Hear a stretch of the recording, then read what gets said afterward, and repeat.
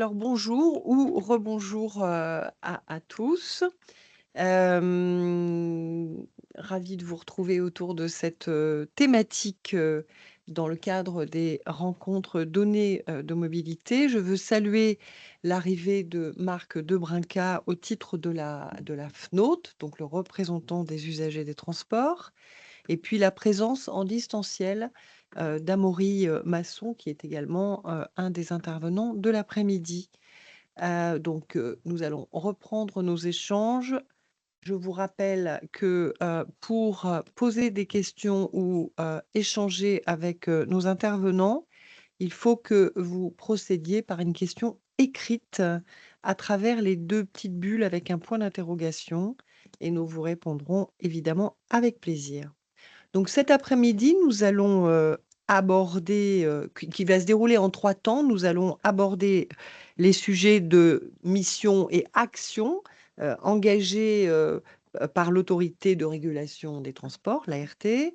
Nous allons également, avoir des échanges, pour des retours d'expérience, de producteurs et de réutilisateurs, des données, mais également, des usagers finaux. Et puis, nous allons regarder les actions d'animation et les outils et services d'accompagnement du point d'accès national, le PAN. Donc la première session qui s'ouvre maintenant et qui va s'ouvrir tout à l'heure après une question qui n'a pas été posée, ce matin, qui nous est arrivée depuis. Donc je laisse la parole à Julie et à Fabien. Merci beaucoup. Donc effectivement, ce matin, nous traitions, du sujet publication, des données notamment, et des profils tarifaires accessibilité qui ont été évoqués et à ces sujets, une question nous a été remontée: «Pouvez-vous expliquer quelles informations doivent regrouper les lignes de covoiturage?» Donc je laisse Fabien nous en dire un petit peu plus.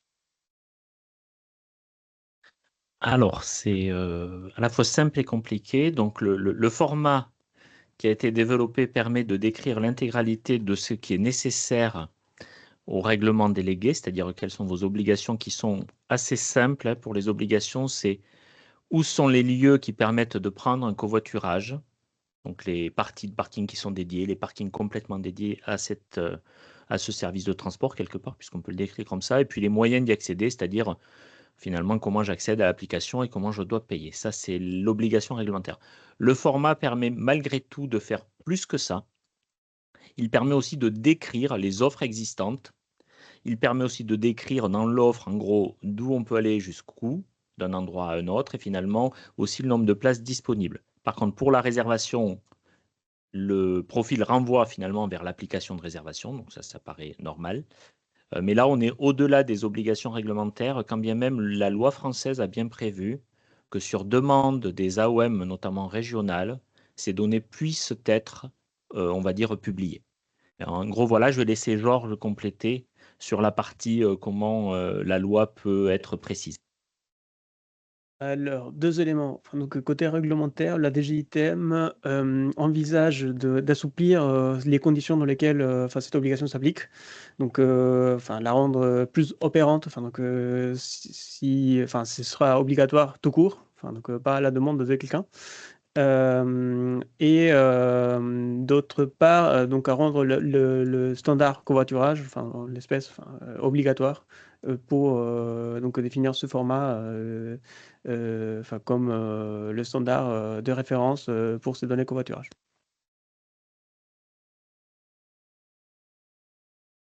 Merci, merci Georges. D'autres questions? Non? Tout va bien.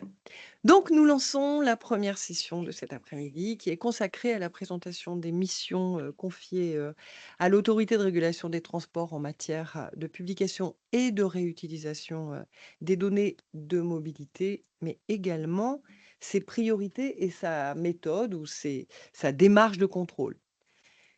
Et puis ça va me permettre de vous présenter ça va nous permettre de vous présenter, parmi ces missions, celle que je qualifierais d'opportunité d'apporter un éclairage, sur la procédure à suivre par les acteurs contactés, par nos services afin de se mettre en conformité avec leurs obligations après réception d'un premier courrier. Ce sujet, je laisse la parole à Alban, Gougois, Timothée Rigagno et Alexandre Ly que je salue une fois encore pour leur travail remarquable au sein de l'autorité. Ils sont analystes de données et économistes au sein de la direction de l'observation des marchés de l'autorité de régulation des transports. La parole est à vous, je crois, Alban. Merci la vice-présidente. Avant de parler des différentes des orientations de l'autorité, c'était juste de rappeler rapidement les obligations qui étaient relatives à la publication et à la réutilisation des données de mobilité. Donc l'autorité inscrit son action en phase avec ces différentes obligations. Donc il y a les obligations qui sont relatives aux détenteurs de données de mobilité. Donc ceux-ci doivent publier leurs données sur le point d'accès national. Ils doivent rendre ces données accessibles.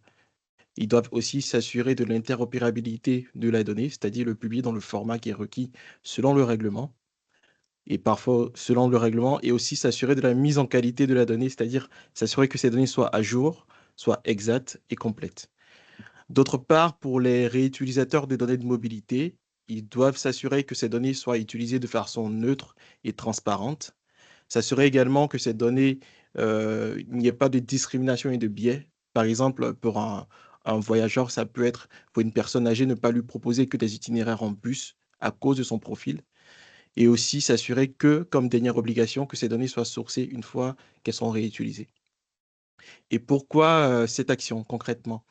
En fait, c'est pour permettre que l'autorité contribue au développement d'une information voyageur fiable. On a peut-être été chacun d'entre nous dans le cas où on rate un train ou même un avion, ou qu'on arrive en retard à un entretien d'embauche parce qu'on a eu une mauvaise information voyageur. Et cela peut être parfois dû à une mauvaise réutilisation de la donnée, ou peut-être à une mauvaise publication de la donnée. Mais on remarque que très souvent, ça peut être une mauvaise publication de la donnée, et cela peut être un effet boule de neige jusqu'à la réutilisation de la donnée et jusqu'au voyageur final. Et par conséquent, l'autorité, chaque année, slide suivante. L'autorité, chaque année, effectue des campagnes de contrôle.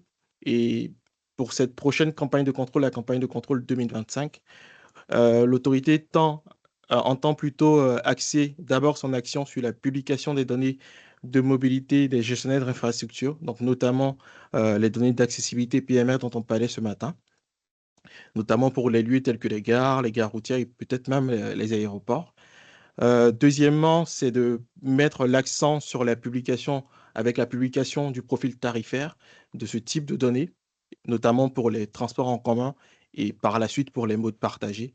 Et enfin, tout en poursuivant les différentes actions qui étaient engagées lors des différentes campagnes précédentes, l'autorité entend veiller à la publication des données environnementales, que ce soit pour les producteurs, les détenteurs de données et les réutilisateurs de données. Et avant de passer la parole à Timothée, c'était juste de rappeler que toutes ces actions sont en lien avec le projet stratégique 2024-2029 de l'autorité qui a été publié récemment. Merci Alban. Timothée? Merci Alban pour ces explications. Effectivement, ces actions sont menées dans la vision d'une régulation performante qui ne peut se faire qu'à travers l'interaction avec l'ensemble des acteurs de l'écosystème. Donc, dans les trois niveaux qui vous sont proposés sur cette slide, ils suivent toutes une démarche de dialogue et de pédagogie. Dans un premier temps, l'ART adopte une posture proactive. Cela se traduit notamment à travers les contributions sur les réflexions de groupes de normalisation, comme précédemment mentionné, mais aussi à travers des contributions directes sur la tenue de services jugés nécessaires, comme l'Observatoire du MAS, qui est mis à disposition par le CEREMA. L'autorité anticipe et décrypte également les évolutions réglementaires pour pouvoir éclairer les acteurs. Mais nous souhaitons dans un même temps nous assurer que les actions menées sont adaptées et partagées par l'ensemble des acteurs. C'est pourquoi nous nous engageons à répondre à de nombreuses sollicitations, des sollicitations qui peuvent prendre la forme de rappel à la réglementation, mais également d'accompagnement lorsqu'un manquement est constaté. Finalement, l'autorité s'appuie sur des partenaires solides, comme le point d'accès national, pour s'assurer que les outils mis à disposition pour le contrôle sont adaptés aux solutions. Et finalement, l'autorité souhaite éviter la position hors sol et consulte notamment les différents acteurs à travers des consultations publiques, comme ça a été le cas en 2022. Finalement, l'objectif est également de valoriser ces informations, donc informations qui peuvent être restituées à travers la forme de rapport, le rapport sur l'ouverture des données de mobilité, qui est publié annuellement, mais également sous la forme de participation à des conférences et organisation de journées, d'événements comme la journée aujourd'hui qui vous est proposée. Finalement, l'autorité souhaite également mettre à disposition des outils pour informer les acteurs en toute autonomie, à travers notamment la mise à jour de son site internet et très prochainement la mise en place d'une data visualisation.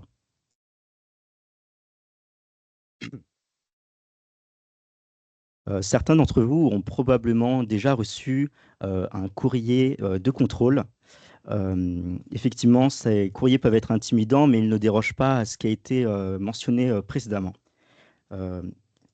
Effectivement, ces courriers ont, à travers le processus de contrôle que je vais vous présenter aujourd'hui, l'objectif est de démystifier ce processus pour vous comprendre en fait quelle est la nature de ces courriers.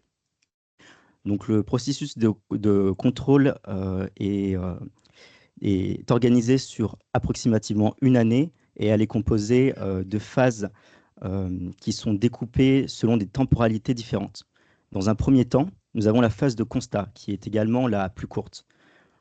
L'objectif de cette phase est de dresser une liste des acteurs présentant des manquements. Pour cela, nous allons définir des priorités de contrôle conformément aux résultats des campagnes de contrôle précédents et aux orientations stratégiques mentionnées par Alban. S'ensuit une collecte de données basée sur les données du PAN, mais également à travers des ressources externes. Et finalement, nous allons analyser ces données à travers des valideurs développés par l'autorité pour les détenteurs de données et à travers des contrôles manuels pour les réutilisateurs de données. Nous obtenons ainsi notre liste d'acteurs présentant des manquements qui feront l'objet d'envois de courrier, marquant ainsi le début de la phase préventive. La phase préventive est beaucoup plus longue. Cela s'explique par les nombreux échanges que nous devons mener avec les différents acteurs. Échange qui est également appuyé par l'aide du point d'accès national sur le suivi de dossiers de mise en conformité. Très bien, mais comment se mettre en conformité concrètement? Pour cela, il y a une première possibilité, répondre et porter des actions conformément aux manquements qui ont été identifiés. Dans le cas de détenteurs de données, il s'agit par exemple de publication de la donnée ou de mise à jour ou mise en qualité. Mais l'ART est consciente que ces actions peuvent prendre du temps. Et c'est pourquoi l'ART considère également qu'une réponse composée de calendriers et d'actions clairement définies est une mise en conformité temporaire. Temporaire parce que les actions qui ont été définies seront réévaluées selon les échéances qui ont été fournies dans la réponse. Si au terme de la campagne de contrôle, aucune mise en conformité n'a été faite, cela se traduit par exemple par des données non publiées, périmées ou inexactes, ou encore par des engagements non respectés et absence de réponse, nous pouvons passer dans la phase coercitive. Cela se traduit par la mise en place d'une procédure de recherche et constatation en manquement, qui peut être ensuite déclenchée, qui peut être ensuite faisant appel à la commission des sanctions par l'autorité, pouvant aboutir sur des sanctions pécuniaires. Encore une fois, je le rappelle, l'objectif de l'autorité est d'arriver à une mise en conformité sans déclenchement de cette phase coercitive. Alexandre, c'est à vous. Oui. Alors du coup, on vient de vous expliquer un peu comment ça marchait au niveau de la campagne de contrôle qu'on mène chaque année. Donc là, on va faire un petit bilan de la campagne qu'on a menée cette année. Déjà, comme Timothée le rappelait, dans la phase de constat, on commence par une collecte de données. Et pour vous donner un petit chiffre, en fait, on commence par collecter toutes les données qui sont disponibles sur le PAN pour regarder au niveau de la qualité de ces données-là. Donc ça représente environ 1500 fichiers de données. Et en plus de ces 1500 fichiers de données, on collecte également d'autres données qui permettraient en fait éventuellement de savoir si des détenteurs de données n'auraient pas publié leurs données sur le point d'accès national. Donc voilà, donc ça fait un nombre assez conséquent de données qu'on va contrôler. On a des outils, des algorithmes qui vont aller chercher dans ces données-là pour chercher des manquements, notamment des manquements de non-publication ou des manquements concernant plutôt la qualité de la donnée, donc tout ce qui va être mise à jour, exactitude de la donnée, ou alors validité de la donnée qui va concerner, on va dire, si ça concerne, si la donnée est publiée dans un bon format, si la donnée est bien accessible, donc si les liens fonctionnent bien. Et donc une fois qu'on a repéré tous ces manquements, ça va se traduire par du coup l'envoi de courrier. Donc cette année, on a envoyé 106 courriers de rappel à la réglementation à différents territoires en France, que vous pouvez voir sur la carte sur votre gauche. Et donc vient ensuite la phase préventive qui dure, on va dire, plusieurs mois, où on va échanger avec différents acteurs. Donc ça concerne soit des métropoles, des opérateurs de transport également, des régions. Et donc ces échanges-là, c'est des échanges assez, on va dire conséquents. Donc, déjà rien que cette année, les échanges entre l'ART et les régulés, ça représente, on va dire, un peu plus de 400 mails échangés. Sachant qu'en plus on ne compte pas, les échanges avec, le point d'accès national. Et à mon avis, si on rajoute, les mails du point d'accès national, ça va sûrement doubler, voire tripler le nombre de mails échangés, pour justement, mettre en conformité les acteurs. Et je tiens aussi à rappeler que ces courriers qu'on envoie, c'est des courriers de rappel à la réglementation. Donc le but, c'est vraiment pas de punir directement, mais vraiment juste d'avoir un premier échange pour comprendre en fait pourquoi est-ce qu'il y a ce manquement et comprendre, enfin, et que vous nous communiquiez si quelles actions vous allez mettre en œuvre pour justement vous mettre en conformité. Donc au niveau des contrôles, donc effectivement, la plupart des échanges qu'on a eus ont été plutôt satisfaisants. Donc plus de 80 de réponses satisfaisantes et 96 de réponses satisfaisantes pour les contrôles de qualité. Ce qui est un résultat plutôt satisfaisant, mais il y a encore quelques acteurs, qu'il faudra aller, relancer pour justement, obtenir, une meilleure réponse de leur part. Et donc au niveau, des résultats finaux de ces contrôles, alors une mise en conformité, ça se traduit par quoi? Ça se traduit forcément par du coup plus de données qui sont publiées, plus de données de qualité et donc forcément des données qui sont facilement réutilisables et donc plus d'informations, pour l'usager. Et enfin, il y a quand même quelques 2 regrets, qu'on a pu observer au niveau de cette campagne de contrôle. Alors globalement, en fait, il y a encore une certaine méconnaissance de la réglementation, notamment concernant les petites AOM et quelques opérateurs de transport, notamment sur tout ce qui est véhicules libre-service. Et on remarque aussi un certain retard, concernant la publication des données hors statique, donc vraiment surtout au niveau des données dynamiques. Donc c'est 2 choses sur lesquelles on va continuer à mener des actions pour justement, essayer d'accélérer, ces publications de ces données-là. Et enfin, je vais juste une petite parenthèse qui a encore un lien avec la qualité de la donnée et le site du point d'accès national. Alors dans le règlement délégué, 2024/490, il est bien noté qu'ils, donc les détenteurs de données, corrigent en temps utile toute inexactitude qui leur a été signalée par les utilisateurs de données ou les utilisateurs finaux. Et en fait, ces signalements, ils peuvent être faits au travers, le site du point d'accès national, où vous pouvez en fait, publier un message directement sous, un jeu de données. Et donc, du coup, on recommande vraiment déjà pour les utilisateurs de données, de ne pas hésiter à envoyer un message sur le point d'accès national dès qu'ils trouvent une erreur ou s'ils ont un problème avec la qualité de la donnée. Et on recommande vraiment aux détenteurs de données de vraiment faire attention à tous les commentaires qui sont publiés sur le point d'accès national, puisque c'est une obligation réglementaire et c'est quelque chose que l'autorité contrôle, bien sûr. Et donc pour, la suite, si vous voulez plus de détails sur nos différents contrôles, donc là, on vous a surtout présenté les contrôles de publication des données, mais on effectue d'autres contrôles tout au long de l'année. Et donc si vous voulez, plus de détails sur la réglementation et sur nos contrôles, en janvier 2025, on va publier notre prochain rapport. Donc voilà, n'hésitez pas à le consulter, petite pub. Voilà. Et pour conclure, on revient encore à cette slide effet boule de neige qui est très importante.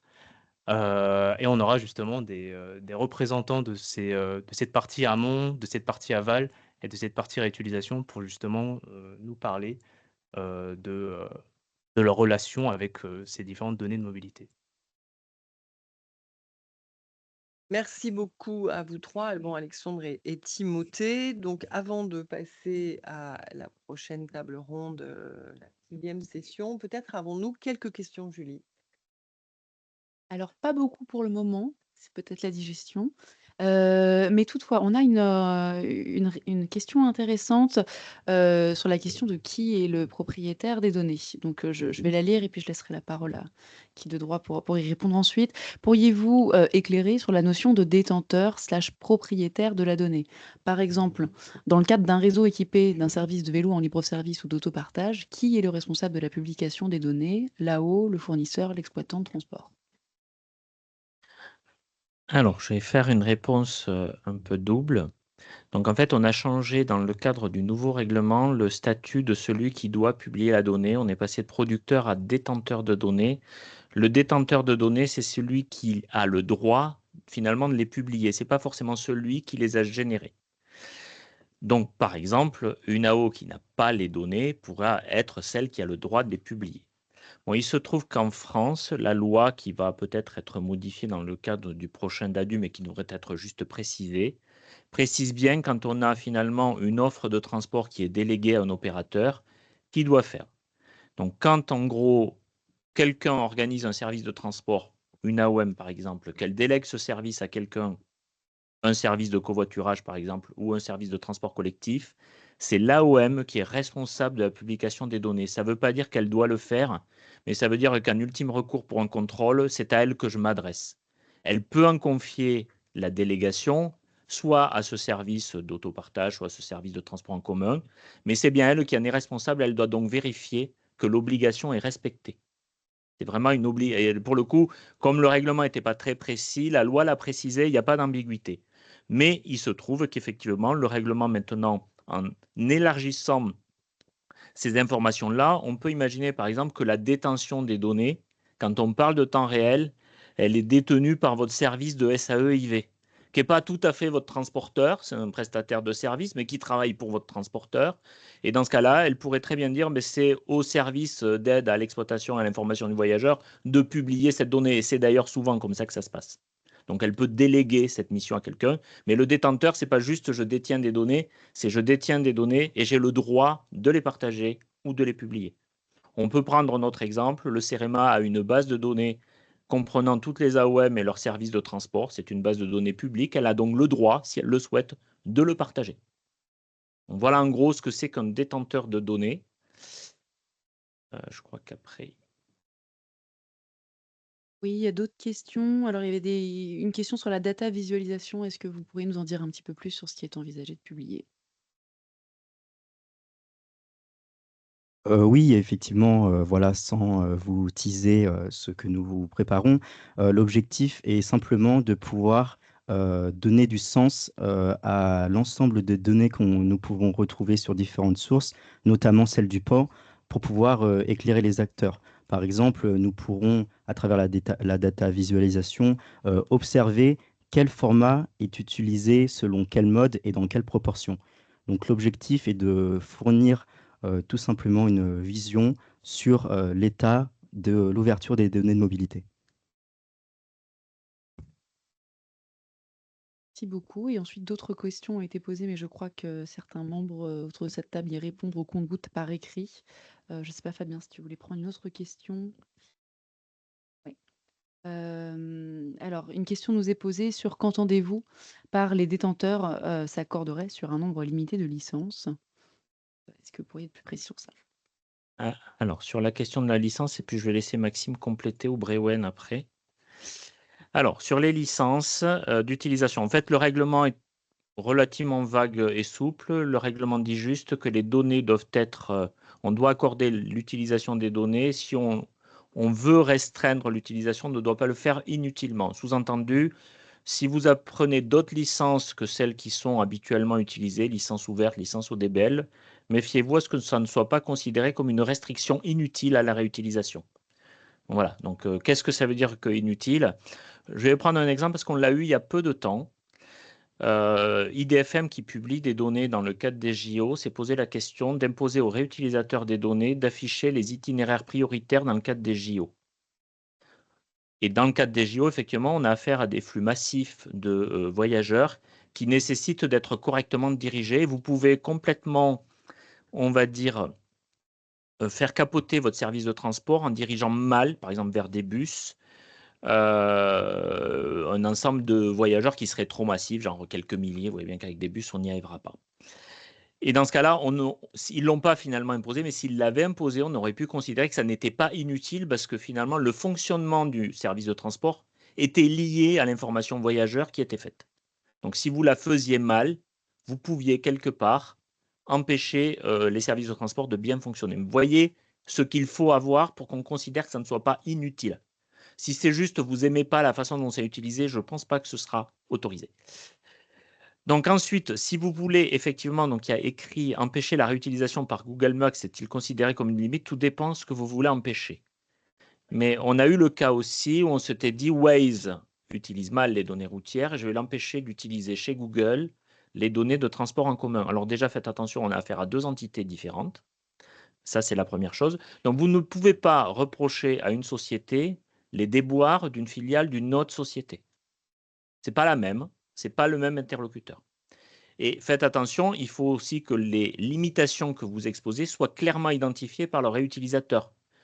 Si vous dites juste pour des raisons politiques, j'empêche toute utilisation déraisonnable de mes données, je ne vois pas comment le réutilisateur peut comprendre ce que sont ces raisons politiques si vous ne les avez pas correctement et simplement définies. Donc vous pouvez, dans le cas de la réutilisation, un peu ce qu'a voulu faire IDFM, mais rajouter des choses qui sont spécifiées, dire en ce moment pour ça, j'ai besoin de ça. Donc là, vous venez de préciser le point politique, et effectivement, on pourrait considérer que c'est pas malvenu de vouloir faire ce genre de choses de temps en temps. Donc il faut faire assez attention sur ces problèmes de licence à ne pas aller au-delà ou trop loin, puisque le règlement est très clair, ça ne doit pas restreindre inutilement, et le restreindre inutilement veut dire vous ne devez quasiment jamais restreindre la réutilisation des données, sauf cas de force majeure. Je peux juste rajouter un petit mot sur le PAN qui quand même encourage à publier les données en licence ouverte, principalement, pour justement favoriser les usages et les réutilisations de toute entité et pas limiter les données au DBL qui effectivement sont un peu plus contraignantes. Parce que je pense que la question derrière c'était est-ce que c'est au DBL ou licence ouverte. Donc le PAN encourage la licence ouverte. Merci à tous pour ces réponses. Et donc, visiblement, il n'y a plus de questions. Donc, je vais lancer la 6e session. Donc, nous avons tiré les enseignements de l'action passée et puis de l'action en cours des services de l'ART. Cette session 6e session se propose de tirer les leçons de l'expérience d'acteurs positionnés à différents échelons de la chaîne de production de l'information voyageur, donc de l'amont à l'aval. En particulier, la parole sera donnée à Amaury Masson, qui est donc chargé de projet au sein du syndicat mixte Atomode en Normandie, qui est un producteur et agrégateur de données de mobilité. Je donnerai ensuite la parole à Maxime Ciré, qui, s'il est intervenu ce matin pour l'Office du point d'accès national, prendra la parole pour partager son expérience passée en tant qu'ancien responsable de l'intégration, donc de la réutilisation des données de transport en commun dans le produit Google Maps, dont je suis consommatrice. Et à Marc Debrincat, délégué général de la Fédération nationale des associations d'usagers des transports, qu'on appelle la FNOT. Merci à tous. La parole est donc donnée à Amaury Masson pour introduire cette session. Bonjour, monsieur. Bonjour, vous m'entendez bien? Parfait. Très bien.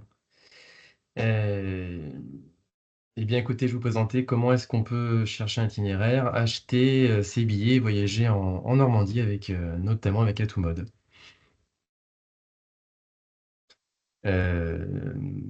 La présentation va être très simple et tournera autour de 3 concepts principaux: acquérir, assimiler et diffuser, et cela pour utiliser les données de mobilité en Normandie.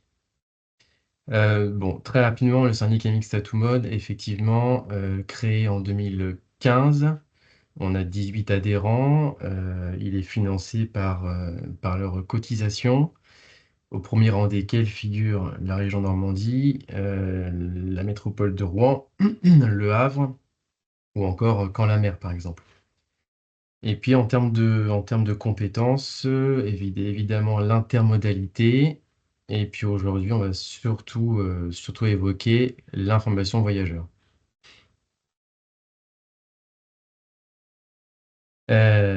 Acquérir et assimiler les données de mobilité, pour cela, on anime 30 réseaux partenaires. Alors 18 adhérents effectivement, mais déjà 30 réseaux partenaires, puisque tous ne sont pas encore adhérents. Et donc on agrège l'ensemble de leurs données, arrêt, horaire statique, temps réel, tarif. Enfin, j'ai mis un certain nombre d'exemples ici, mais aussi accessibilité, on en parlait un petit peu ce matin, effectivement. Nous, ce qu'on fait, c'est on dit qu'on les monte en qualité. C'est pas du tout péjoratif, disons qu'on les harmonise plutôt. On les met en cohérence entre elles, pour dégager une certaine, finalement, une normalisation, quelque part, de la donnée en tant que telle en Normandie. De manière à ce qu'elle soit réutilisée de manière propre, je dirais, par tout un utilisateur qui voudrait utiliser l'ensemble des données normandes en un seul bloc. Elles sont ensuite reversées, ces évolutions, dans une démarche d'amélioration continue, évidemment avec les réseaux partenaires. Et puis ça fait un cycle, hein. C'est-à-dire qu'on voilà, on travaille au quotidien avec les réseaux partenaires. Vous voyez, on a une équipe d'exploitation qui est dédiée à ce travail-là. Ils sont 4, hein, dont un responsable pour faire ce travail-là quotidiennement. Donc, ensuite, on diffuse ces données-là. Évidemment, on les diffuse à travers 3 outils. Le portail qui est connecté directement au référentiel de données, hein, qui diffuse les données, qui est fourni par notre prestataire Cityway. On appelle un Swagger, tout simplement. Et en fait, vous pouvez très bien interroger les données, enfin requêter les données brutes issues du référentiel, les différentes données qu'on peut mettre à disposition à partir du référentiel. On a aussi notre plateforme, notre Swagger, comme on dit, qui permet de requêter, d'interroger cette fois-ci, non pas les données brutes, mais directement le calculateur. Et là, vous pouvez très bien utiliser, avec une interface, le calculateur d'itinéraire pour retourner différents résultats de recherche qu'on peut mettre à disposition. C'est utile, par exemple, si vous faites une application touristique et vous n'avez pas la compétence pour créer un calculateur vous-même, vous pouvez intégrer le calculateur Atomode. Et puis, eh bien, on met à disposition évidemment ces données-là sur le PAN ou le PAN. Et donc, on les met à disposition de manière agrégée, comme ici, ce que je présente là, mais également selon ce que souhaitent nos membres ou nos partenaires, de manière individualisée.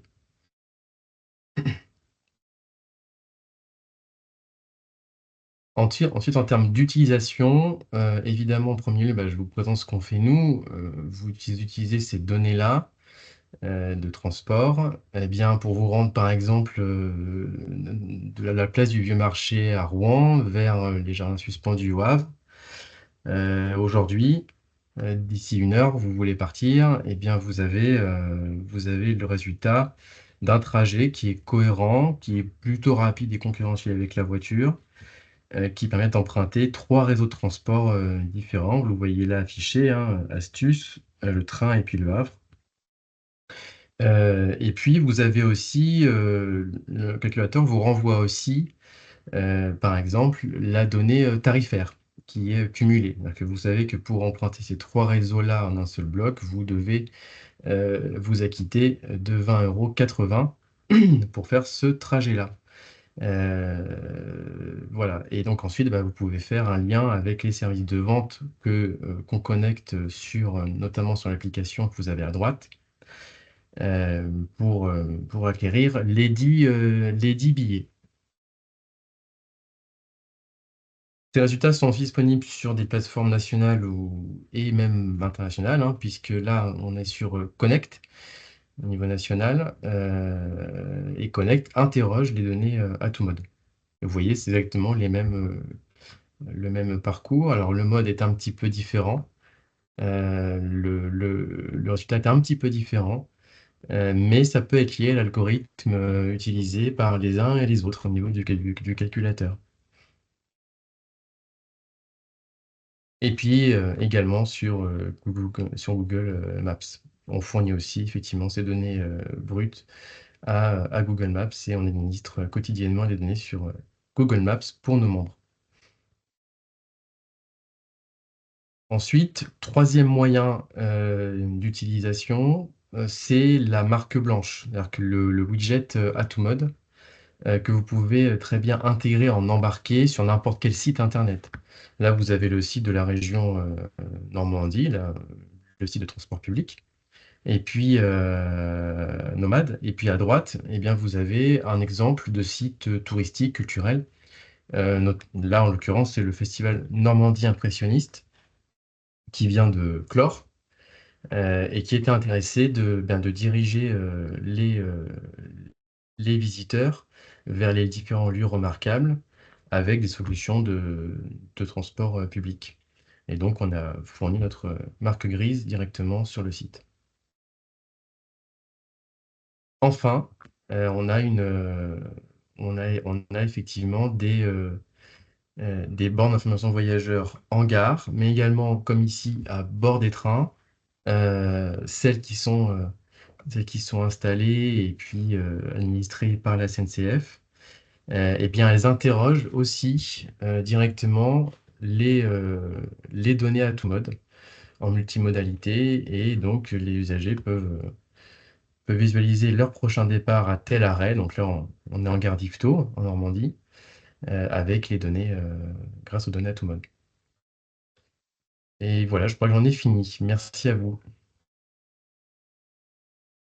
Merci beaucoup, Amaury Masson. Nous allons continuer la table ronde et puis nous poserons les questions à la fin aux 3 intervenants. Et donc, tout de suite, je vais donner la parole à Maxime Ciré, donc non plus au titre du PAN. Vous préférez qu'on dise PAN ou PAN? Je préfère qu'on dise PAN, Alors, donc, possible. c'est bon. Le message est passé. Parce que non, mais c'est pas évident, on ne sait jamais. En plus, il y a le PAN et transport data gouv. Du coup, des fois on dit PAN, des fois on dit transport data gouv, sachant que c'est pas forcément la même chose. Donc, PAN, c'est bien. ça a vocation à être clarifié, mais ça fait partie des missions du nouveau mandat. Ça marche. Ben voilà, c'est déjà un peu communiqué. Donc là, vous n'interviendrez pas dans le cadre du PAN, vous interviendrez dans le cadre de vos anciennes responsabilités liées à Google Maps. La parole est à vous. Merci Sophie. Effectivement, je précise parce que j'ai eu une discussion avec Muriel Larouille tout à l'heure, qui nous a quittés après le déjeuner, qui me disait que quand on parle en détail, il faut faire attention à ce qu'on dit parce que c'est répété, déformé, amplifié. Ce que je m'apprête à dire n'est pas en ma qualité de représentant de l'État, mais en ma qualité d'ancien responsable de données d'intégration de Google Maps, chez qui j'ai travaillé pendant 4 ans et demi et que je viens de quitter pour rejoindre la DGITM. Donc on peut commencer la présentation. Alors je suis désolé à l'avance aussi pour Julie parce que la presse a des animations et je pensais que j'allais gérer la presse. En fait, c'est Julie qui la gère pour moi, donc elle va appuyer souvent sur le bouton. Donc désolé. Donc pourquoi Maps utilise le PAN?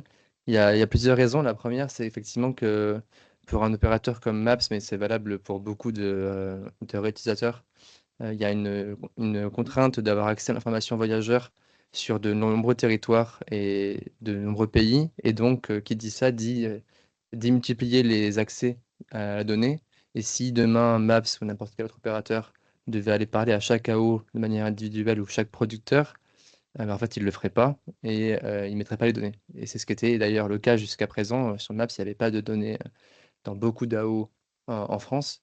Et aujourd'hui, il y en a beaucoup plus parce que le PAN fait office de point central qui facilite l'accès à la donnée. Le second point, c'est effectivement que le PAN, aujourd'hui, permet de garantir une qualité de données qui est bien plus élevée en appliquant notamment dessus des validateurs, mais également un contrôle de cette donnée-là vis-à-vis des producteurs. Il y a des normes qui garantissent aussi une stabilité. Donc, en fait, pour des opérateurs comme Maps, c'est pratique de savoir que quand on récupère les données sur le PAN, elles sont déjà de bonne qualité, alors que quand ils vont chercher les données directement au producteur, des fois, on trouve un peu de tout ou un peu de rien. Troisième point, en fait, c'est un peu comme le premier point, c'est juste que effectivement, aujourd'hui, les gros opérateurs comme Maps n'arrivent pas à communiquer avec les producteurs, hein. Il y a trop de producteurs, trop de personnes, et à l'échelle d'un opérateur mondial comme Google, c'est pas méchant pour les petites AO, mais c'est pas très important pour eux, en fait, hein. Donc, ils vont pas prendre le temps d'aller parler à une AO de 50 000 habitants, alors que s'ils veulent leur parler aujourd'hui avec le PAN, ils peuvent le faire beaucoup plus facilement, puisque le PAN pourra rediriger derrière les messages aux AO impliqués. Quatrièmement, ben, c'est un point ça en découle des autres, hein, mais évidemment, pour des opérateurs comme Maps et n'importe quel d'autre, c'est aussi du coup des coûts maîtrisés parce qu'on communique qu'avec une seule entité et non pas avec 800. Et in fine, de dernier point, oui, bah, effectivement aussi, c'est pas un secret de Polichinelle, mais évidemment, c'est aussi un moyen pour des opérateurs comme Google de faire du lobbying auprès d'entités publiques et d'améliorer son image qui, bah, vous le savez tous, mais un peu terni, notamment en France, auprès de certaines AO et entités publiques. Et c'est un moyen pour eux aussi de redorer un peu leur blason là-dessus. Donc, quelles données sont utilisées par Maps sur le PAN? Donc, spoiler, j'ai pas encore toute la réponse. Je peux vous parler qu'uniquement des données de transport en commun, qui était mon domaine de prédilection dans mon ancien poste et qui maintenant s'élargit avec le PAN. Mais sur la partie TC, du coup, le Maps utilise plus de 150 jeux de données. Donc ça, c'est des jeux de données qui sont directement récupérés quotidiennement ou hebdomadairement sur le pôle national. Mais Maps a bien sûr plus de données que ça, puisque, comme l'a dit Amaury tout à l'heure, Atomode, les données Atomode sont directement envoyées de manière proactive par Atomode à Maps et ne passent pas par le PAN parce que la volonté de Atomode, c'est de faire ça eux-mêmes. Après, libre à chacun de faire comme il veut. Mais pour résumer de manière un peu rapide, l'intégration de données de transport chez Maps, elle était historiquement faite que par deux canaux. Soit là-haut envoie directement ses données à Maps, soit elle passe par un prestataire technique comme Mécatran, par exemple. Mais depuis du coup quelques années maintenant, enfin 2-3 ans, la troisième option, et celle qui est la plus simple pour Maps, mais aussi pour les petits producteurs notamment, c'est de passer par le PAN. Voilà. Donc aujourd'hui, il y en a à peu près 150. Les données qui sont disponibles et utilisées sont des données, donc évidemment GTFS. Un opérateur comme Maps, pour des raisons historiques, mais pas que, n'utilise pas encore des données Netex et Siri. Donc les données GTFS sont des données qui sont récupérées soit chaque jour, soit chaque semaine, soit même des fois de façon saisonnière pour des réseaux estivaux, par exemple. Et pour les données temps réel, ce sont des données évidemment, idéalement toutes les 30 secondes via le proxy qu'a mis en place le PAN. Ensuite, les données sont évidemment de plus en plus, enfin, les données qui sont sur le PAN, en fait, ça a un impact assez important pour des grands opérateurs comme Maps, c'est qu'aujourd'hui, Maps est vraiment dépendant du PAN pour beaucoup de données, et je pense que c'est le cas pour d'autres réutilisateurs. Ce qui a une importance quand même sur les relations qu'ont ces entités-là, parce que si demain le PAN disparaît, l'impact il est réel sur les applications et donc in fine sur nos déplacements. Et dernier point, les données qui sont sur Maps aujourd'hui, c'est surtout des données de réseaux urbains pour des questions de priorité également. Pour être cash, hein, quand je suis arrivé, moi je dis, bah, il y a 4 ans et demi, hein, je leur ai dit, bah, moi je vais mettre tous les réseaux de transport sur Maps, hein, peux tout mettre. On m'a dit non, non, nous on connaît que Paris, Lyon, Bordeaux, Marseille. Le reste, ça ne nous intéresse pas parce que c'est priorité 4 sur une échelle de 1 à 4. Parce que pour un opérateur comme Google, Paris, c'est important. Lyon, ça l'est un petit peu. Bordeaux aussi. Mais Romorantin ou Limoges, tout de suite, c'est un peu plus compliqué à négocier pour mettre des priorités. Donc ça a été négocié et ça a amélioré, hein. Je ne sais pas si vous avez suivi, mais il y a quand même beaucoup de jeux de données qui ont été maintenant mis à disposition sur cette application depuis 1 an et demi, grâce au travail notamment fait par le PAN. Mais le focus historique reste quand même les réseaux urbains. Donc là, c'est juste un petit exercice pour vous rendre compte de la dépendance de Maps au PAN, hein. Si le PAN disparaissait demain, bon là, vous voyez la carte de la France, par exemple. Bon là, il y a plein d'animations, tu peux aller passer vite, Julie, mais en fait, voilà, il n'y a plus Paris, Bordeaux, Lyon, Marseille, Toulouse, et en fait, il n'y a quasiment plus beaucoup de données sur Maps. Donc globalement, euh, en fait, le PAN aujourd'hui a joué un rôle essentiel dans la mise à disposition des données pour des opérateurs aussi importants que Maps, que aussi je rappelle, Maps est utilisé par une personne sur 4 dans le monde, donc c'est pas rien. Donc en fait, aujourd'hui, le PAN est essentiel là-dessus, et je pense qu'il l'est aussi pour d'autres réalisateurs, parce que là, je parle pour Maps, mais je pense que sans trop m'avancer, je peux parler pour d'autres réutilisateurs.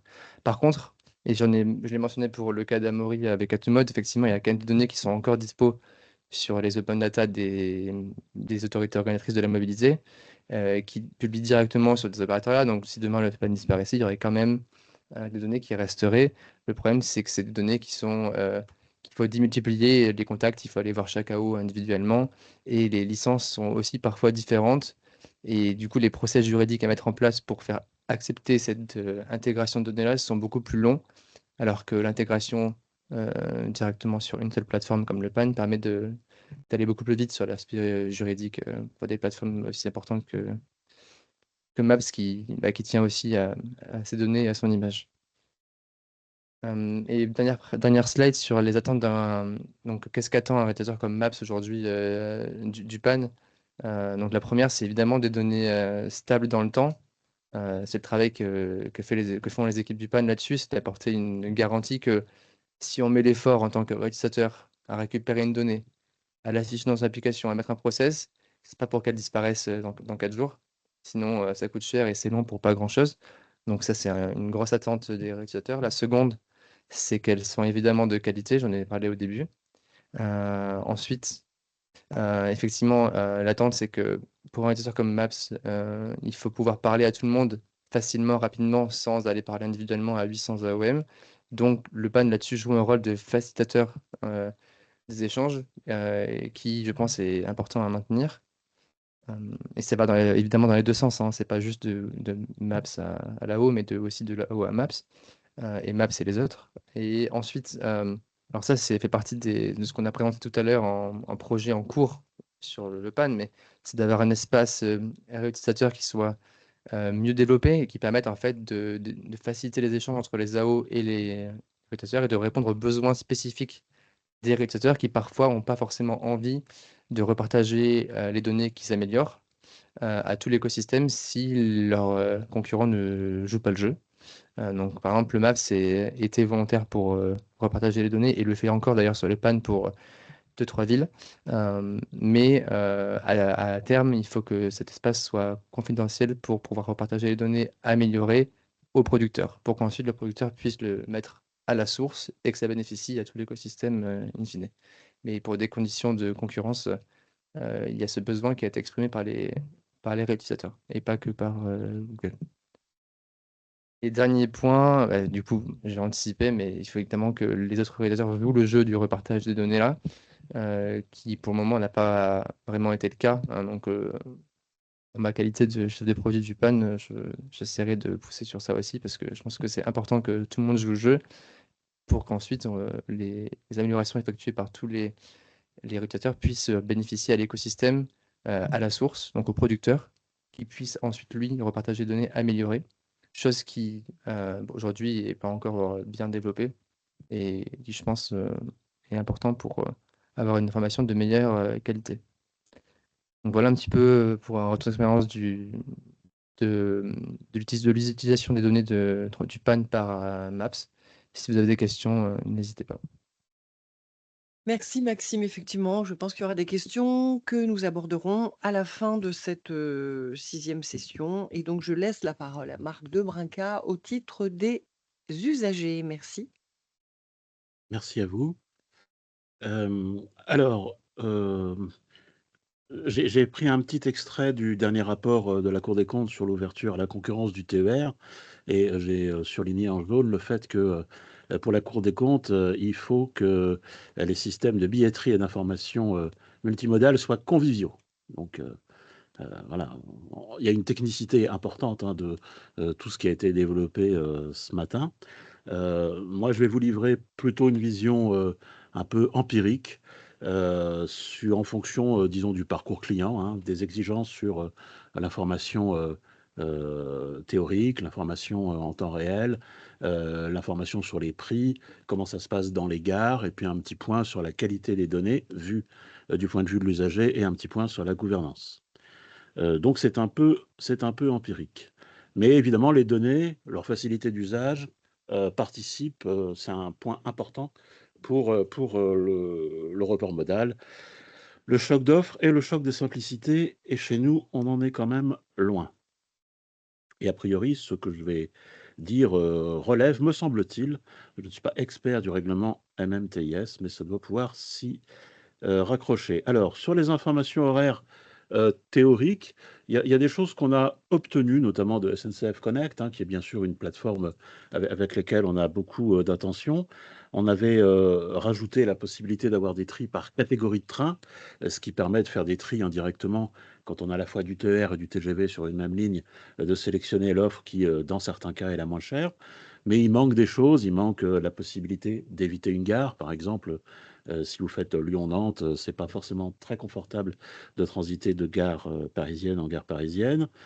Et puis, ce que ne dit pas Connect, et ce que ne dit pas non plus du coup Trainline ou d'autres, c'est que l'offre ferroviaire SNCF, elle est limitée à 3 segments de correspondance. Ça, c'est la base de la... faut pas me demander les détails, mais c'est la base de la SNCF qui est actuellement comme ça. Et du coup, ça limite la sortie de plein de solutions qui pourraient nécessiter 3 correspondances dans un certain nombre de cas.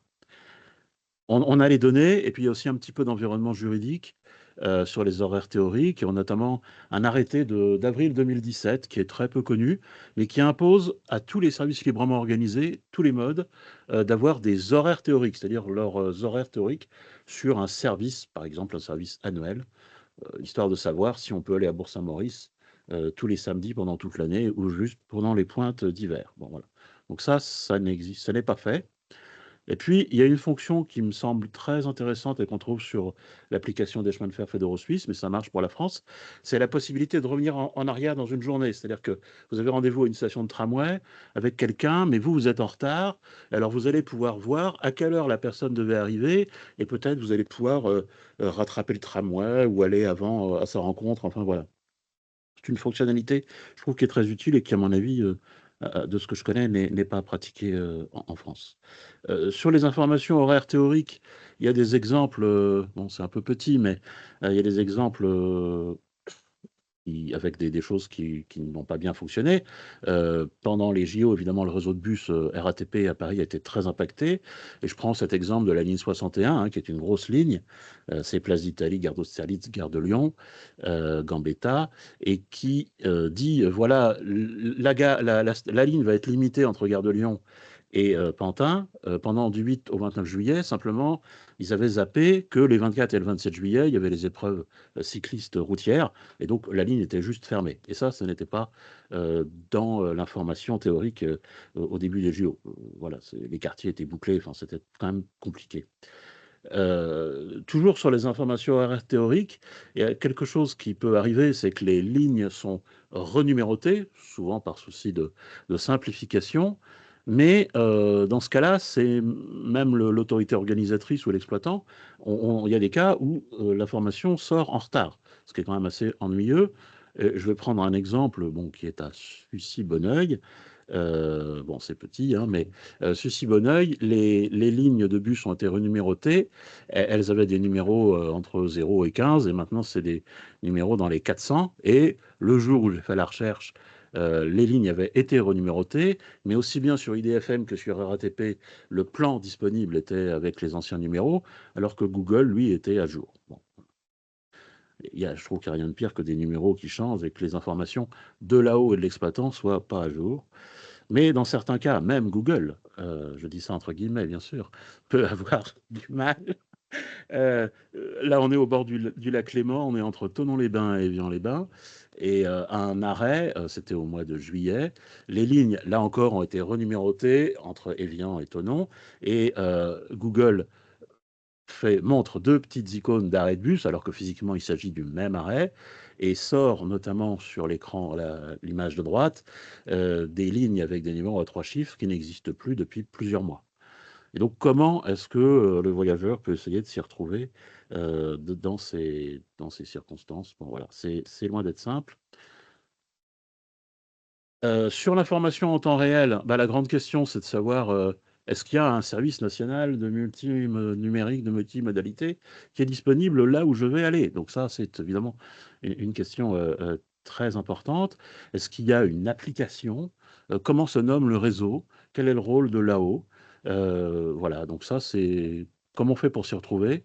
Eh bien, moi, je ne sais pas répondre à cette question. Finalement, est-ce qu'il n'y aurait pas la possibilité pour un usager de se loguer à l'avance et dire: «Moi, je veux bien être détecté, par ma géolocalisation et qu'on me propose, le service, de mobilité, compétent», par je ne sais quelle application. Mais, les réseaux sociaux vous proposent bien des restaurants, dans des régions où vous ne remettrez plus jamais les pieds, donc pourquoi est-ce qu'il n'y a pas ça?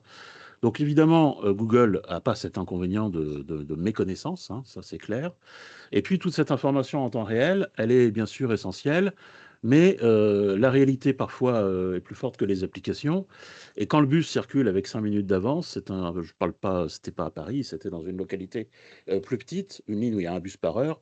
Mais quand un bus circule avec 5 minutes d'avance, on a beau avoir l'horaire en temps réel et faire le malin comme moi auprès de ma compagne, mais si le bus passe avec 5 minutes d'avance, ça ne marche pas. Bon voilà. Donc, alors sur les informations tarifaires.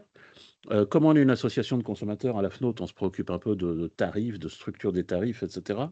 Et alors, il y a un texte qui n'est pas du droit positif, mais qui est un peu une règle de bonne pratique, qui est un texte du Conseil national de la consommation et qui parle de l'information sur les prix qui sont ILD et qui dit deux choses qui sont peu appliquées.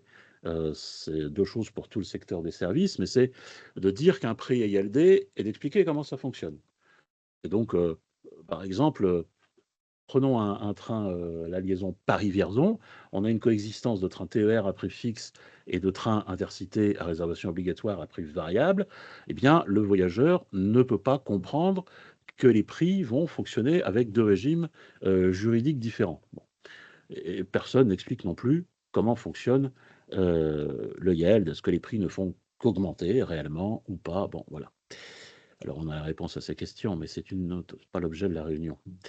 Et puis, les prix sont disponibles. Le prix de l'offre SNCF, contrairement à ce que tout le monde peut penser, ou dit les prix minimum et maximum sur la partie qui est ILD est disponible en open data. Moi, je n'ai jamais vu d'ailleurs d'application qui utilise ça. Ça pourrait pourtant être intéressant. Et l'information sur les prix, elle est d'autant plus nécessaire, me semble-t-il, sur les zones qui sont transfrontalières. Je prends l'exemple du Léman Express, hein, qui est un exemple de service de SERM qui fonctionne, qui est international, et où la compréhension du système tarifaire et la détection du prix qu'on va payer pour un trajet, voire pour un abonnement d'une journée ou plusieurs jours, est quand même très compliqué. Quelque chose qui manque aussi, à mon avis, c'est l'information sur les plans dans les gares ou dans les stations.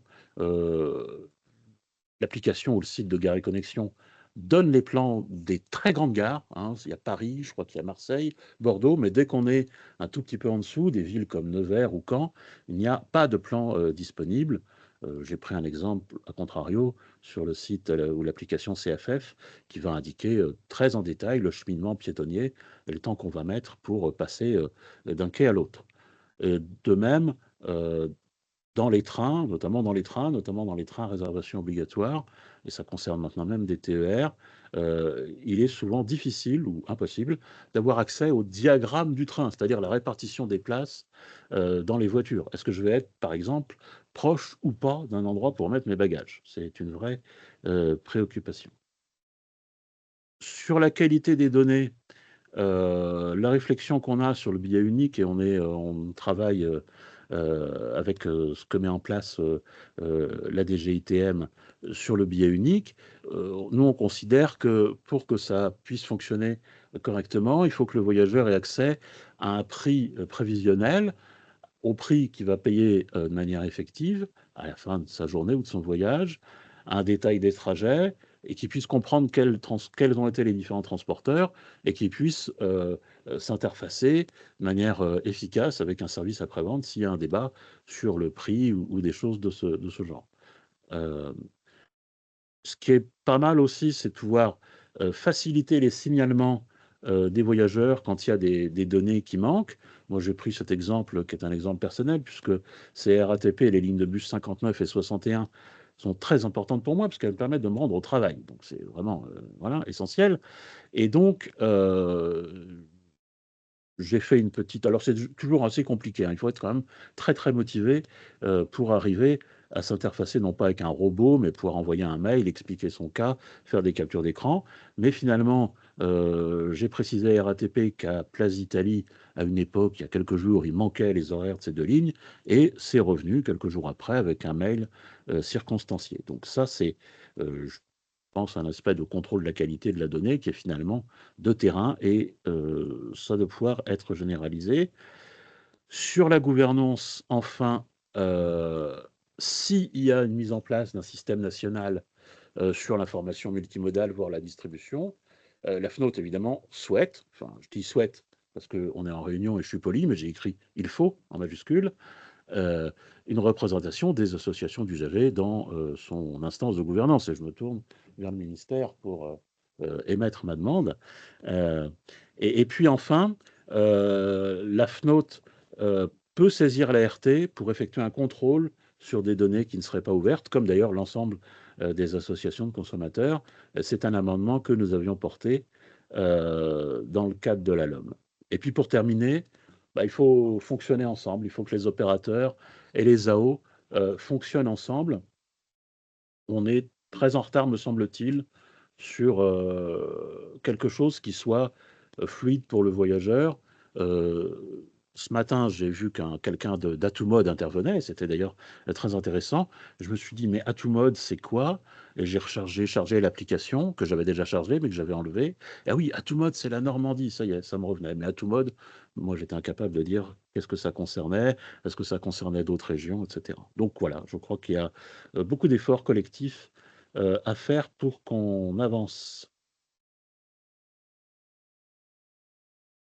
Merci, infiniment Marc Debrincat pour, les usagers, et les réflexions, de la fédération représentant les usagers finaux sur, cette problématique des données de mobilité. Le Peut-être y a-t-il des questions? Julie? Merci Sophie. Alors certains éléments de réponse ont été, apportés au compte-gouttes aux questions qui ont été posées, mais je pense qu'elles méritent d'être, peut-être partagées avec, tout notre auditoire. Notamment une question pour le PAN. Est-ce que vous pourriez donner plus, PAN. le PAN, pardon, ouh là là. Pour le PAN, ça va rentrer. Est-ce que vous pourriez donner plus de bonnes pratiques? Les CIM régionales doivent-ils republier les données des AO, des autorités organisatrices qui ont déjà leur propre dépôt sur le PAN, comme les agglomérations, la SNCF? Ce qui pourrait aboutir parfois, hein, c'est ce qui est précisé dans la question, à des informations qui ne seraient pas concordantes entre les 2. Voilà. Alors, pour répondre à cette question, on évite absolument le dédoublement de données, justement. Donc, il y a 2 cas, soit l'AOM publie pour elle-même ses données, soit elle va passer par le syndicat régional avec qui elle contractualise pour publier ses données. Mais on évite absolument le dédoublement de données, notamment parce que, pour des différentes raisons. Le fait qu'il peut y avoir des ID différents, des, données qui sont d'un côté à jour et pas à jour de l'autre. Donc voilà, principalement, c'est ce qu'on évite. Par contre, si c'est un CIM régional qui publie, ce qui est intéressant, c'est qu'elle publie pour chaque AOM, hein. Ça, c'est vraiment ce qu'on préconise. mais si aussi elle peut publier l'agrégat des données, c'est aussi bien. Donc elle peut faire les 2, il n'y a pas de problème. Et enfin, si jamais, un SIM régional utilise des données d'AOM, ce qui peut être intéressant, c'est qu'elle puisse repartager les données avec l'AOM en question pour savoir si, elle a remarqué des erreurs et si elle-même elle les a, corrigées derrière. Donc voilà, les bonnes pratiques. Merci Brewen pour ces quelques éléments. Alors il y a pas foule de questions, simplement pour peut-être pour apporter quelques précisions, aux propos, de Marc de Brinca. La question se posait sur, qu'est-ce que la notion de yield finalement, de YLD que vous évoquez. Donc on a apporté des éléments de réponse, mais je l'ai dit à voix haute, peut-être que ça en éclairera plus d'un. Donc, quand on parle de ce terme-là, c'est qu'il s'agit d'un tarif dont le prix évolue en fonction du taux de remplissage, de la date à laquelle, vous réalisez votre achat. Donc c'est ce à quoi faisait, référence Marc de Brinca dans son intervention. Et peut-être une question pour les services de l'autorité. Qui peut saisir l'autorité de régulation des transports afin d'effectuer un contrôle sur l'ouverture et la conformité des données? Je laisse Fabien prendre la main.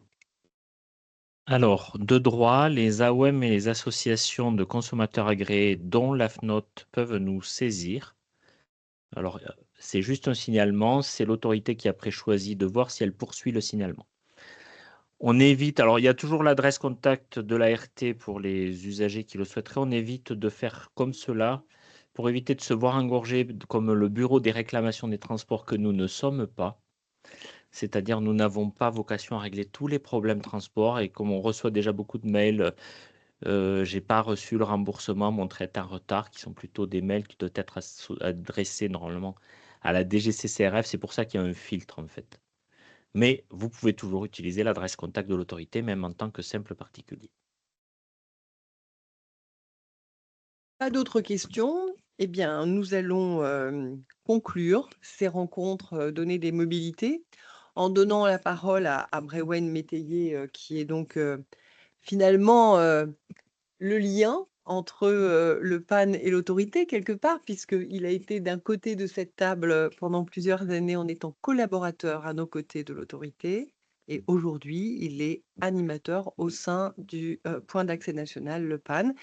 Donc là, je vous demande, Brewen, de nous présenter les outils, les services d'accompagnement que la plateforme met à disposition des acteurs de l'écosystème des données de mobilité. Merci Brewen. Merci et contrairement à ce qui est indiqué sur la diapositive, je ne suis pas intrapreneur, qui est plutôt Maxime à ma gauche, mais effectivement, je suis chargé de déploiement pour, accompagner les producteurs et utilisateurs de données. Alors effectivement, on voulait prendre, 5-10 minutes pour conclure cette journée sur, le fait que le PAN, enfin le PAN, est un facilitateur pour pouvoir publier et réutiliser les données et à ce titre, en fait, je vais vous présenter quelques fonctionnalités qui sont à la disposition des utilisateurs. Tout d'abord, côté producteur de données, il y a tout un espace qui a été créé pour eux afin de faciliter l'administration des données et pour bien comprendre, l'enjeu de cet espace, c'est que transportdata.gouv dépend de data.gouv pour publier les données. Ce qui veut dire que d'un côté, vous allez utiliser data.gouv pour, publier vos données, les mettre à jour et cetera et de l'autre, transportdata.gouv proposer des outils pour pouvoir vous aider en fait à valider vos données et cetera.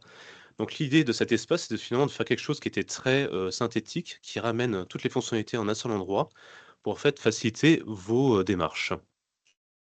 Pour bien comprendre ce que je vais expliquer par la suite, c'est que, sur transportdata.gouv, la sémantique, c'est la suivante. Un jeu de données, c'est l'ensemble des données qui va décrire un réseau de transport, urbain, un réseau scolaire ou un réseau national des chemins de fer. Et pour chaque jeu de données, le producteur va pouvoir ajouter des ressources et une ressource correspond à un GTFS, un GTFS-RT, un fichier CSV et cetera et cetera.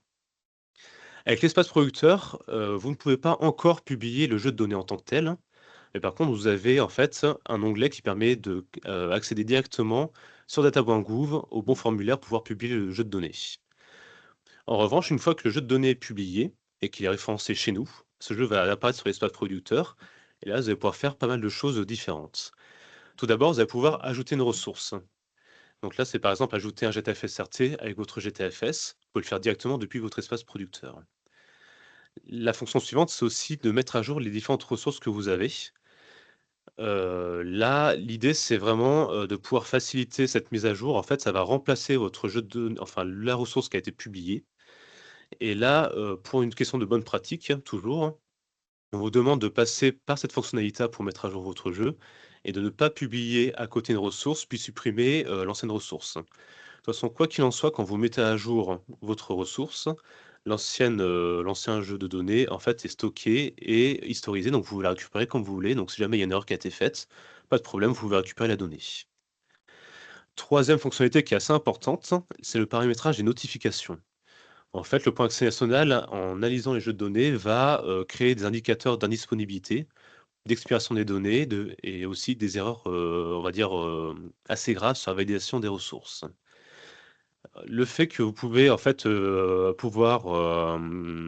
paramétrer ces notifications pour les différents membres de votre organisation, vous pouvez le faire depuis, l'espace, producteur et effectivement rajouter des personnes, les enlever, soit s'abonner aux indisponibilités, soit aux expirations. Enfin, vous pouvez vraiment faire comme vous voulez selon ce qui vous préférez. Sachant que pour, un petit conseil, c'est fortement recommandé qu'il y ait plusieurs personnes qui soient abonnées aux notifications ou qui aient au moins un mail commun à un service pour que si jamais la personne qui est abonnée aux notifications qui est unique, ne soit pas seule à les recevoir, que si jamais si elle est en congé ou elle part du service, qu'il y ait une continuité du service, tout simplement. Et enfin, la dernière, fonctionnalité qui est proposée depuis l'espace administrateur, c'est l'accès aux outils de validation et ça, je vais le préciser dans la diapositive suivante. Parce qu'en fait, cet outil de validation que vous avez à gauche, il est aussi accessible depuis les onglets, d'accueil du point accès national et en gros, l'idée de ces outils qu'on met à disposition, c'est d'avoir des outils qui sont vraiment orientés métier, pour à la fois faciliter la publication, mais aussi la mise en qualité des données. Et donc le premier outil que je voulais vous montrer, c'est effectivement ce que vous avez en bas à gauche, c'est l'outil de validation des données. C'est selon, les fichiers que vous publiez, que ce soit GTFS, bientôt NetEx, il y aura du GBFS, mais aussi, le schéma de management cyclable et cetera et cetera. Vous pouvez tester vos jeux de données et notamment, on vous invite à les tester en amont de la publication. Comme ça, si vous avez des petites erreurs, vous pouvez vite fait les corriger pour que justement ce soit, de meilleure qualité avant que ce soit mis à disposition sur le point d'accès national. Je vais vous présenter aussi 2 autres outils qui sont plutôt orientés sur les flux en temps réel. D'abord, c'est que le point d'accès national met à disposition un service proxy pour les flux de GTFS RT. Donc qu'est-ce que c'est? C'est qu'en gros, si vous avez un serveur qui, ouvre un flux de données en GTFS RT, pour éviter la surcharge des requêtes, en fait, le PAN, va juste, récupérer, le flux, le stocker chez nous et justement après, c'est lui qui va en fait disséminer les flux aux différents, utilisateurs qui demandent des données en temps réel. Donc là, faut pas hésiter à nous demander, à l'adresse contact transportdata.gouv, justement de pouvoir ouvrir ce service proxy et notamment ça facilite en fait la publication de GTFS-RT et qui éviter une surcharge de serveur. Et enfin, dernier outil qui est matérialisé en bas à droite, là c'est quelque chose qui est assez nouveau, c'est on a mis en place un requêteur de données Siri. Là, c'est dans le cas si vous voulez publier des données de Siri, c'est en fait pour tester votre flux et justement de pouvoir écrire la requête automatiquement et voir justement qu'est-ce que vous avez en réponse. Ça permet de vérifier si votre flux est bien ouvert, en open data, qu'il n'y ait pas de par exemple d'accès, refusé, qu'il y a bien les données qui s'affichent et cetera et cetera. Et donc c'est un petit outil qui est assez pratique et là-dessus, je vous invite aussi à tester, cet outil-là quand vous serez prêt à ouvrir vos données Siri. Enfin, dernière, partie qui est assez, récente pour le coup. Là, c'est plutôt orienté réutilisateur de données, parce qu'avant, on n'avait pas forcément grand-chose. On avait surtout beaucoup d'outillage qui est assez commun à tout le monde. Donc en fait, c'est beaucoup de fonctionnalités pour tous les utilisateurs, que ce soit donc, calculateur d'itinéraire, institution, que ce soit, par exemple, les gens qui veulent, utiliser les données pour, des études, on va dire universitaires et cetera. En fait, nous avons à disposition donc, plein de petits, outils et cetera, notamment qui permettent en fait d'afficher l'information sur la qualité des données que vous avez sur les différents jeux de données. Quand vous êtes sur l'onglet détail, vous avez tout le détail. Vous avez aussi, une API qui est très pratique, qui permet en fait d'accéder rapidement au catalogue de données qui sont sur le point d'accès national et de pouvoir en fait télécharger les données qu'il vous faut. Vous avez aussi la possibilité de télécharger les statistiques que nous, côté PAN, on a publiées. Vous avez aussi, très récemment qui a été fait, c'est, une cartographie nationale des arrêts des GTFS. Moi, c'est vraiment un titre, indicatif, mais vous avez plein d'outils et là-dessus, je vous invite, quand, vous avez le temps de pouvoir, vous perdre un petit peu sur le site. Il y a beaucoup de choses intéressantes. Là où, j'aimerais bien, prendre un peu plus de temps, donc Maxime, tu en as un peu parlé ce matin, c'est que depuis peu, on a déployé un espace réutilisateur là qui est un peu plus orienté pour les calculateurs d'itinéraire, puisqu'en fait l'idée c'est de mettre en fait en favori les jeux de données que les calculateurs utilisent, de pouvoir s'abonner justement aux notifications, de savoir voilà, est-ce que les données vont être expirées, est-ce qu'il y a des erreurs de validation, les ressources indisponibles, etc. Donc cet espace réutilisateur permet de pouvoir paramétrer toutes ces notifications. Mais aussi, ce qui va être déployé dans pas longtemps, c'est l'espace de discussion avec les producteurs, donc ce qui permet d'avoir une certaine confidentialité dans les échanges. Il existe en fait sur le plan accès national l'espace, on va dire, ouvert où il y a les échanges, où tout le monde peut discuter, mais il y a effectivement dans l'espace réutilisateur, bientôt en fait un espèce de chat un peu confidentiel qui va permettre justement de pouvoir faciliter les échanges, de pas forcément, divulguer certaines informations qui seraient pas forcément, d'intérêt public. Et dernier point qui est effectivement important, notamment on pense, à Google, dans ce sens-là, c'est qu'effectivement il va avoir en fait un outil qui va permettre de repartager les données ou notamment qui permettra, bah, voilà, si Google a par exemple, amélioré la position des arrêts ou même, n'importe quel sim régional, bah, du coup celui-ci va pouvoir repartager les données pour que le producteur puisse le prendre en compte et les réintégrer. Et donc c'était, ma dernière présentation. Alors effectivement, il y avait, beaucoup d'outils. Je vous invite à aller voir, sur le Point Accès National et notamment, parmi les, liens URL qu'on a affichés sur cette page, il y a doc.transportdata.gouv.fr. Donc là, vous trouverez l'ensemble des informations qui vous sont à disposition pour tout ce qui est outillage, comment publier les données, comment les administrer, comment réutiliser les données, mais aussi quelques informations sur tout ce qui est information juridique et ce que c'est le Point Accès National. Et je vous remercie. Merci Brewen, merci infiniment pour cet exposé clair, bien que très technique. Peut-être avons-nous quelques questions? Moi, je veux saluer le nombre de participants encore présents parce on sait tous qu'on a des pertes en ligne au fur et à mesure de la journée, notamment après le déjeuner et nous avons plus de 100, participants encore, cet après-midi. Donc, c'est dire combien cette thématique intéresse, l'ensemble des acteurs. Donc merci d'être encore parmi nous. Y a-t-il des questions, Julie? Oui, tout à fait. Alors certaines questions additionnelles ont été posées par rapport aux interventions précédentes, mais on y a apporté des éléments de réponse, directement, sur le chat. Peut-être 2 questions, Brewen et puis les autres personnes du point qui seraient éventuellement autour de la table à distance, du PAN. Alors, il y a aucune précision, qui a été faite sur, le sujet GTFS, Flex. Voilà, est-ce que vous pourriez justifier ce choix?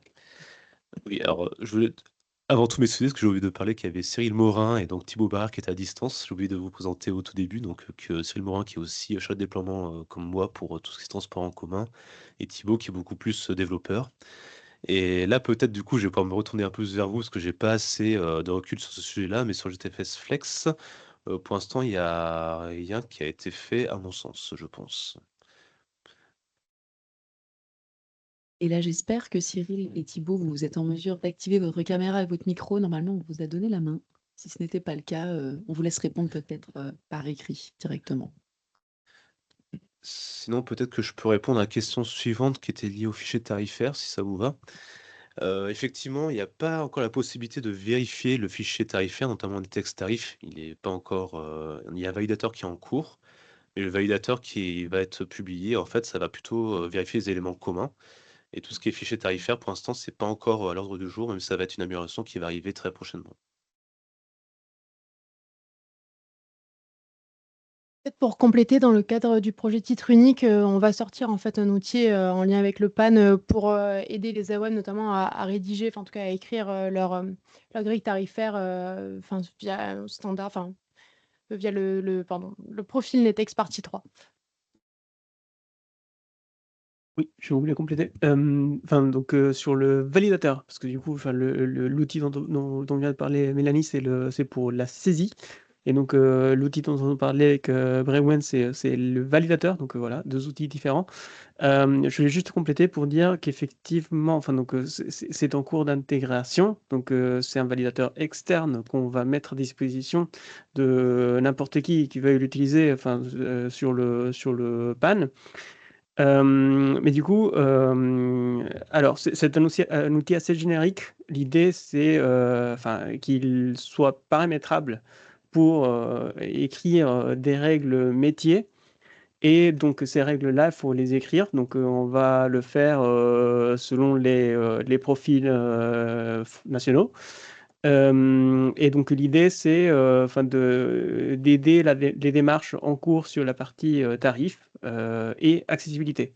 Donc certes, il y a la partie éléments communs dont a parlé Brewen, mais du coup voilà, le focus, c'est d'avancer, enfin l'idée, c'est d'avancer sur les trois. Donc accessibilité, tarif et éléments communs. Merci. D'autres questions? Non, nous avons été complets dans nos exposés, parfait. Fabien, des choses à rajouter? Non? Très bien, bah, écoutez, nous allons terminer cette première édition des rencontres données de la mobilité.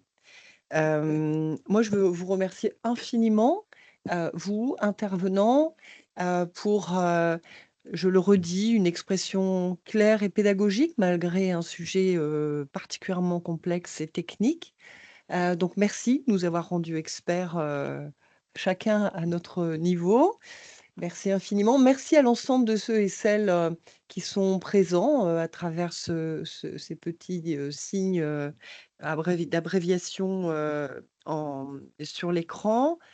Permettez-moi, au nom de chacun d'entre nous, de remercier les services de l'autorité, Timothée, Alexandre, Alban, Anthony, et puis bien entendu Julie et Fabien qui ont mené en main de maître l'organisation de cette table, de ces tables rondes, de ces rencontres. Je voudrais vous annoncer donc prochainement la diffusion du support de présentation et je redis que je serai destinataire avec plaisir.